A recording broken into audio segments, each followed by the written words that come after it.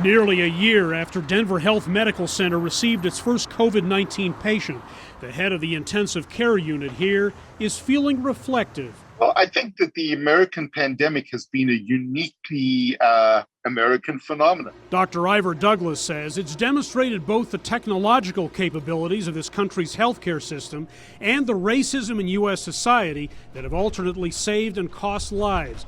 The pandemic, he adds, struck like a tsunami for which we were ill prepared. I certainly, at a personal level, felt most drained and inadequate and humbled about our challenges. We've made accommodations. We first met Douglas virtually last April as he coped with delays in the testing of patients for the coronavirus and confronted this menacing new disease. This is personal, this is invasive, and it's invisible. In November, he spoke about pandemic fatigue and pleaded for people to avoid in-person gatherings right before a new surge of cases. A Thanksgiving over Zoom is far preferable to a Christmas in my ICU lying on your stomach on a ventilator. Now, just 2 patients infected with COVID-19 lie in his ICU.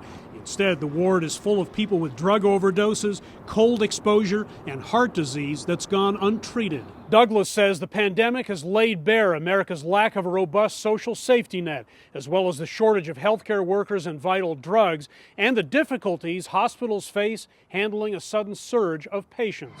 He says it's time for leaders to address what's broken in healthcare today. I actually think we're at a transformative moment. Would that have happened without COVID-19? I don't know the answer, but I suspect probably not. Douglas says the pandemic tested him and his colleagues in ways they couldn't have imagined.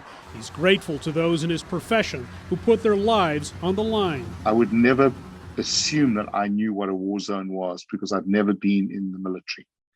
But if I could imagine what a civilian war zone looks like, this is as close as I could imagine. He thinks about certain patients, whether they could have been saved. And sadly, and there's one family that sticks with me forever, where 4 members of the family were in the hospital at the same time and 2 died. He thinks about the isolation felt by those he treated. To have the number of patients die alone that I have had the burden and responsibility to care for, I think will be the thing that sticks with me forever. He hopes lessons can be learned from this difficult year and applied to future pandemics he believes are inevitable. He is cautiously optimistic that can happen.